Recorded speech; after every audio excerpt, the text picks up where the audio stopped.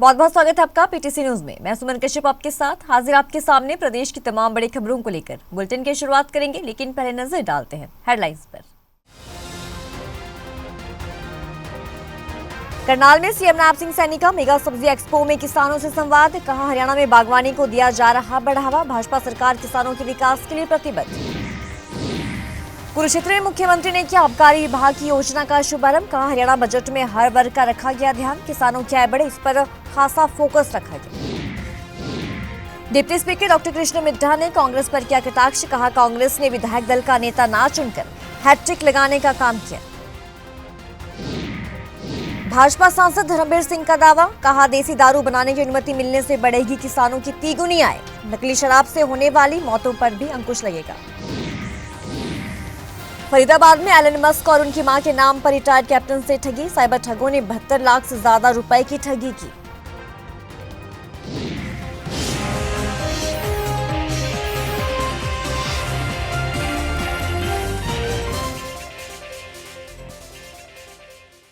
और अब खबर विस्तार से। करनाल के घरौंडा में सब्जी उत्कृष्टता केंद्र में आयोजित 11वें वेजिटेबल एक्सपो के आखिरी दिन मुख्यमंत्री नैब सिंह सैनी ने बतौर मुख्य अतिथि शिरकत की। इस दौरान मुख्यमंत्री नैब सिंह सैनी समेत अन्य नेताओं ने भी पौधारोपण किया। तो वहीं सीएम नैब सिंह सैनी ने कहा कि हरियाणा सरकार बागवानी को बढ़ावा देने के लिए कई महत्वपूर्ण योजनाएं चला रही है, जिनका उद्देश्य किसानों की आय बढ़ाना है और उन्हें आधुनिक तकनीक से जोड़ना है। सीएम नैब सिंह सैनी ने कहा कि बागवानी क्षेत्र में विस्तार हो रहा है। 2,40,000 एकड़ में फलों, सब्जियों, फूलों और मसालों की खेती हो रही है। मुझे ये भी खुशी है कि आपने सब्जी उत्पादन के लिए वर्टिकल फार्मिंग की दिशा में सराहनीय कार्य वो भी हमारे किसान भाई कर रहे हैं।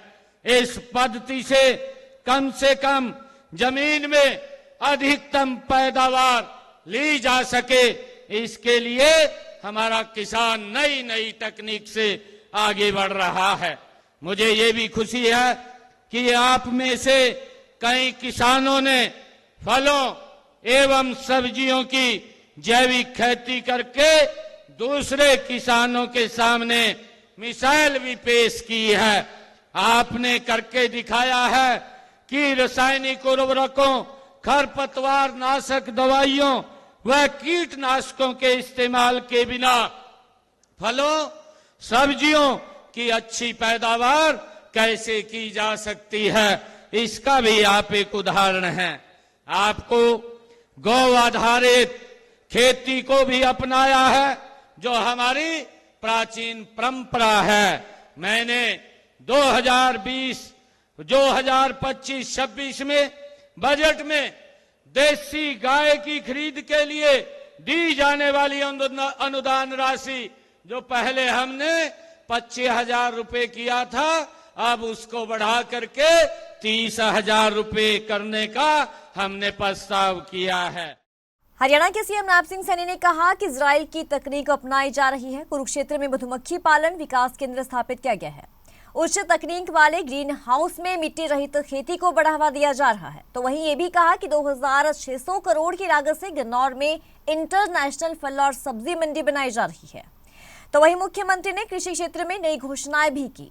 फल उत्पादन में प्रति एकड़ 50% तक सब्सिडी, सब्जी खेती के एकत्रित मॉडल पर 50% तक सब्सिडी, मशरूम की खेती के लिए 40 से 85% तक सब्सिडी और poly house, hi-tech green house और वर्किंग टनल आदि पर सामान्य किसानों को 50% और अनुसूचित वर्ग किसानों के लिए 85% तक की सब्सिडी दी जा रही है। कि बागवानी के क्षेत्र के अंदर हमने हरियाणा के अंदर 95.5% की बढ़ोतरी करने का निर्णय ये हमारी सरकार ने किया है, ताकि मेरे किसानों को और ज्यादा सुविधाएं, नई नई तकनीक से हम किसान को जोड़ करके उसको लाभकारी मूल्य मिले, ये हमने काम किया है। आप सबके बीच में आया हूं, ये घोषणा करता हूं कि यहाँ पर एक हॉस्टल बनेगा और एक सेमिनार हॉल भी बनेगा, जिससे मेरे हरियाणा प्रदेश के किसानों को नई नई तकनीक से यहाँ जुड़ करके उसका लाभ मिलेगा। मेरे किसान की इनकम बढ़ेगी, नई नई तकनीक के अंदर आएगा। हमारा युवा आज नई तकनीक से खेती को आगे बढ़ा रहा है, जिससे उसकी इनकम बढ़ती है। कम जमीन के अंदर ज्यादा पैदावार लेना, ये इसी उत्कृष्टता केंद्र का ये कार्य है। भाजपा सांसद धर्मवीर सिंह ने दावा किया है कि सरकार अगर देसी दारू बनाने की अनुमति दे जिसमें किसानों के उत्पादों का प्रयोग किया जाए ताकि किसानों की आय तिगुनी बढ़ सके। इसके साथ ही ऐसा होने पर नकली शराब पर रोक लग सकेगी और नकली शराब से होने वाली मौतों पर भी अंकुश लगेगा। उन्होंने कहा कि चरखी दादरी जिला में IIT और इंडस्ट्रियल एरिया स्थापित करने के लिए ग्राम पंचायतों से जमीन के प्रस्ताव सरकार को भेजे हैं। उम्मीद है क्षेत्र में नई परियोजनाएं आने और विकास बढ़ेगा। और सांसद धर्मवीर सिंह चरखी दादरी के पार्टी कार्यालय में आयोजित कार्यक्रम में पहुंचे थे। अकेला गन्ना नहीं है, एक समय था जब इसको दारू बोलते थे, अब ये शराब का रूप ले चुकी है। शराब बनती है फैक्ट्रियों में और उस इंडस्ट्री में स्पिरिट भी, मेंथोल भी, पता नहीं क्या क्या डाल के जहरीली बना देते हैं। लोग मरते हैं, हजारों मर जाते हैं। और दारू दवाई अलग थी, वो किस चीज़ से थी? पेड़ पौधे, सब्जी, फ्रूट से। आज भी विदेशों के अंदर वही बनती है, इसीलिए वो महंगी है और इसीलिए वो अपनी महंगी चीज़ को यहाँ सप्लाई करते हैं। यही दारू गन्ने से, नींबू से, किन्नू से, टमाटर से, जौ से, गेहूं से, फसलों से, पेड़ पौधों से, किक्कर से, जाटी से और चीज़ जो झाड़ फूस है उनसे अगर बनाओगे तो वो एक दवाई का रूप है। किसान की आमदनी दुगनी नहीं तिगुनी दिखा दूंगा मैं जिस दिन हम इस लाइन पर आ जाएंगे। उदाहरण के तौर पर एक गन्ने को अगर 2 लाख रुपया मिलता है गन्ने को पर एकड़, जिस दिन ये चीज सिस्टम हो जाएगा तो 5 लाख रुपया किसान मालिक बन जाएगा। और मैं कहता हूँ इसको PPP मॉडल पकड़ना चाहिए, किसान की भी हिस्सेदारी करो इसमें, ताकि नकली दवाई, नकली दारू शराब भी बंद हो और असल दारू दवाई बने।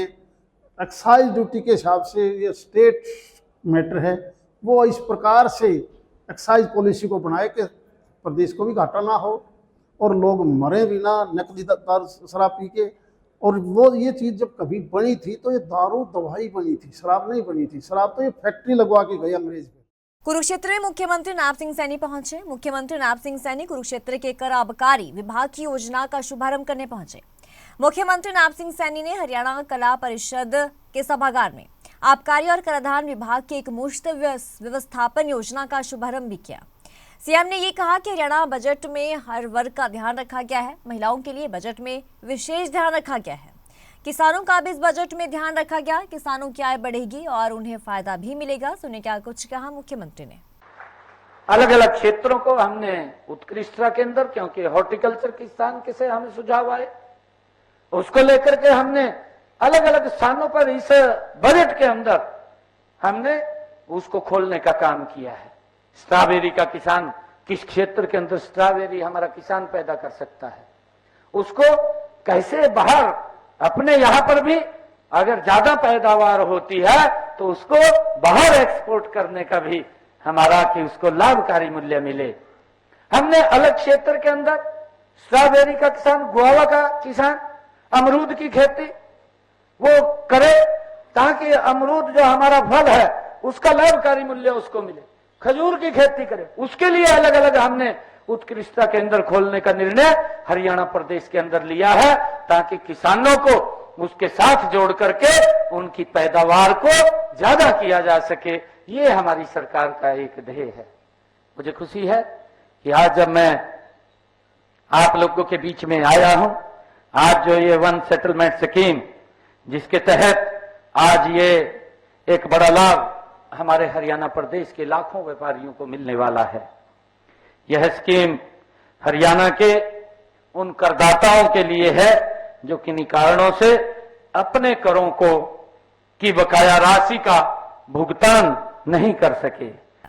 Deputy speaker doctor Krishna Middha ने कांग्रेस पार्टी पर जमकर निशाना साधा। डॉक्टर मिड्ढा ने यह कहा कि हरियाणा में लगातार 3 बार भाजपा ने अपना सरकार बनाने का काम किया तो कांग्रेस ने भी लगातार 3 बार विधायक दल का नेता ना चुनकर हैट्रिक लगाने का काम किया है। आगे कहा कि कांग्रेस सांसद कुमारी शैलजा जो कि टैक्स बढ़ाने की बात करती है, उन्हीं के नेताओं ने टैक्स को बढ़ाने की बात कही थी। मासूम शर्मा को लेकर कहा कि जो भी गायक है समाज में गलत गाने का प्रचार करते हैं, उन सभी गानों को हटाया जाना चाहिए, चाहे वो गायकर कोई भी हो। जिस गाने में समाज में गलत असर जाए वो बैन होना चाहिए। देखिए, हर एक का अपना अपना सोचने का तरीका, उसमें मैं किसी की सोच को नहीं कह सकता, लेकिन ये बजट अच्छा है।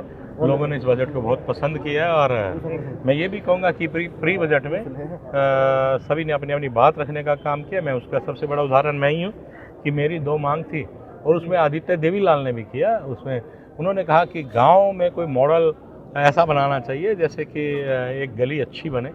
इसी प्रकार से मैंने ये कहा कि शहर में भी मार्केट का सौंदर्यीकरण होना चाहिए, कि हम लोग शहर को सौंदर्य ना बना के एक एक बाजार को, एक एक मार्केट को अगर या एक बड़ी गली को बनाएंगे तो ज़्यादा अच्छा रहेगा। और उस पर माननीय मुख्यमंत्री जी ने मोहर लगाने का काम किया। दादा गौतम और अरविंद शर्मा के बीच जो देखिए, ये इनका अपना पर्सनली मामला है। कांग्रेस पार्टी की महिला विंग ने नारनौल में महिला बिल संशोधन लागू करने की मांग को लेकर प्रदर्शन किया। ये प्रदर्शन हरियाणा कांग्रेस पार्टी की प्रदेश महिला अध्यक्ष सुधा भारद्वाज के नेतृत्व में किया गया। महिलाओं ने नारनौल पीडब्ल्यूडी रेस्ट हाउस से लेकर महावीर चौक तक प्रदर्शन किया और सरकार के विरोध में नारेबाजी भी की। प्रदर्शन करने वाली महिलाओं की मांग थी कि 2023 में मोदी सरकार के दौरान महिला बिल को संशोधित किया गया था, लेकिन अभी तक उसे लागू नहीं किया गया है। सुधा भारद्वाज ने ये कहा कि मोदी सरकार इस बिल को लागू करे, अन्यथा कांग्रेस पार्टी इस तरह के प्रदर्शन जारी रखेगी। देखिए, जैसे कि आप सब जानते हैं कि संविधान में 128वां संशोधन किया गया और उसके तहत महिला आरक्षण बिल को पास किया गया और उसको एक कानून बनाया गया। लेकिन महिलाओं को सिर्फ एक झुंझुना पकड़ा दिया गया, उसको लागू नहीं किया गया। जबकि जब महिलाओं को उसका अधिकार नहीं मिल रहा, उसका फायदा नहीं मिल रहा, तो उस चीज की वाहवाही का क्या फायदा। मोदी जी ने 23 मई 2023 में इसको पास किया और इससे पहले हमारी जब कांग्रेस की सरकार थी तब भी राज्यसभा में ये पास हो गया था। उसके बाद 10 साल तो मोदी जी ने लगाए इसको कानून बनाने में, और अब पता नहीं 20 साल लगाएंगे, 25 साल लगाएंगे लागू करने में, क्योंकि महिलाओं को सम्मान देने की नीयत नहीं रखते, महिलाओं को उनके अधिकार देने की नीयत नहीं है। ये उनकी नीयत स्पष्ट दिखाती है, सिर्फ जुमले हैं, दावे हैं, वायदे हैं कि बेटी बचाओ बेटी पढ़ाओ और महिलाओं का सम्मान, महिलाओं की सशक्तिकरण। तो ये क्या है? क्या ये हमारे साथ खिलवाड़ किया, क्या तमाशा किया? तो हम ये कहते हैं कि इसको जल्दी से जल्दी लागू किया जाए। 2 क्लॉज जो लगाए गए हैं, जनगणना और डिलिमिटेशन, उनको हटाया जाए और इसको लागू किया जाए। फरीदाबाद में अमेरिकी कारोबारी एलन मस्क की कंपनी स्पेस एक्स, टेस्ला और बिटकॉइन में निवेश के नाम पर साइबर ठगों ने मांगर गांव में रहने वाले सेवानिवृत्त कैप्टन से 72 लाख से ज्यादा रुपए की ठगी कर ली है। ठगों ने जनवरी 2024 में एलन मस्क, उनकी मां और मैनेजर बनकर एक्स के माध्यम से कैप्टन से संपर्क किया था और बाद में व्हाट्सएप ग्रुप पर बात आगे बढ़ी। ठगों ने कंपनियों के शेयर में निवेश करने के नाम पर और रिफंड चार्ज के नाम पर ये पूरी ठगी की है। फिर मुझे ट्विटर पर कांटेक्ट हुआ कि अगर आप एलन मस्क के साथ मिलना चाहते हैं तो यहाँ कांटेक्ट करिए और आप फिर वो आपके लिए शेयर अरेंज कर देगा। आपको मैं कहा मैं पैसा बाहर नहीं भेज सकता RBI रूल के हिसाब से। तो कहता नहीं, आप इंडिया में अकाउंट्स में डालिए, वो अपने आप आ जाएगा। तो वो फिर मैंने डालना शुरू कर दिया और कुछ रिलेशनशिप ऐसी बनी कि कोई शक नहीं था मुझे कि ये जेन्युइन आदमी है। बीच में वो आने वाला था तो उसने बोला था मैं आने वाला हूँ और कुछ अब हाँ, और मैं आपकी जो प्रॉफिट है मैं आपको दे दूँगा। फिर कैंसिल हो गया, तो उससे जो थोड़ा बहुत शक था वो भी चला गया कि अब वो कांटेक्ट कर रहा है, कि कांटेक्ट कर रहा है और इस हिसाब से बढ़ता गया। अब इस उम्र में मेरी बुद्धि मारी गई थी, तो मैंने उसको वो बुद्धि मारी गई थी, यही मैं कह सकता हूँ। यही कह सकता हूँ कि ऐसे आदमियों से सब लोग को बच के रहना चाहिए। जींद की सिविल अस्पताल में बंदरों का आतंक है, जिसके चलते मरीज ही नहीं बल्कि डॉक्टर भी खासे परेशान हैं। जींद के सिविल अस्पताल के कमरे में रखे रिकॉर्ड को भी बंदरों ने फाड़ने का काम किया, जिसके चलते सिविल अस्पताल के डॉक्टर्स को रिकॉर्ड जांचने में भारी परेशानियों का सामना करना पड़ रहा है।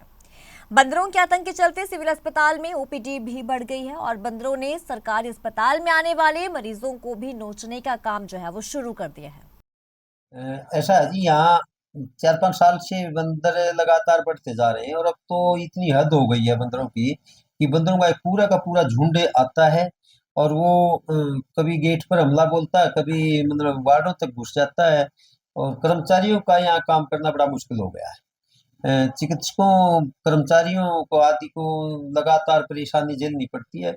स्वास्थ्य सुपरवाइजर संघ के माध्यम से, क्योंकि मैं यहाँ स्वास्थ्य निरीक्षक के पद पर कार्यरत हूँ और मैं उसका प्रदेशाध्यक्ष भी हूँ हमारे संगठन का, हम लगातार सरकार और प्रशासन से गुहार कर रहे हैं कि भाई इसको नारियल को बंदर मुक्त किया जाए, क्योंकि यहाँ बंदरों के रहने से छोटे बच्चे, नागरिक, महिलाएं, बुजुर्ग, तो कुछ लोग दुखी तो वैसे ही होते हैं, वो इलाज के लिए आते हैं और यहाँ फिर उधर से बंदरों का यदि हमला हो जाता है तो और भी ज्यादा दिक्कत होती है। बंदर पिछले दिनों कार्यालय में घुस करके रिकॉर्ड को खराब कर चुके हैं, कंप्यूटर तक को नुकसान पहुंचा चुके हैं। इसी तरह अनेक बार बिस्तरों तक पहुंच जाते हैं दाखिल मरीजों के। तो हमारा तो गुहार है जी कि भाई आप बंदर मुक्त किया जाए। और पिछले दिनों हमने 35वीं बार मतलब पिछले 3-4 साल में चिट्ठी लिखी है प्रशासन को, मैं इसकी माननीय मुख्यमंत्री जी को भी इसकी कॉपी की है, गुहार लगाई है कि भाई प्रशासन को, संबंधित अधिकारियों को जिसका भी जो दायित्व है उसको निर्देश दिए जाए कि नागिन अस्पताल को बंदर मुक्त करके कहीं जंगलों में इनको छोड़ा जाए सुरक्षित जगह पर, ताकि मतलब आम जनता को राहत मिल सके और यहाँ कार्यरत चिकित्सकों, पैरामेडिकल स्टाफ, दूसरे स्वास्थ्य कर्मचारियों को राहत मिल सके। इस बुलेटिन में इतना ही। खबरों की ज्यादा अपडेट के लिए आप बने रहिए हमारे साथ।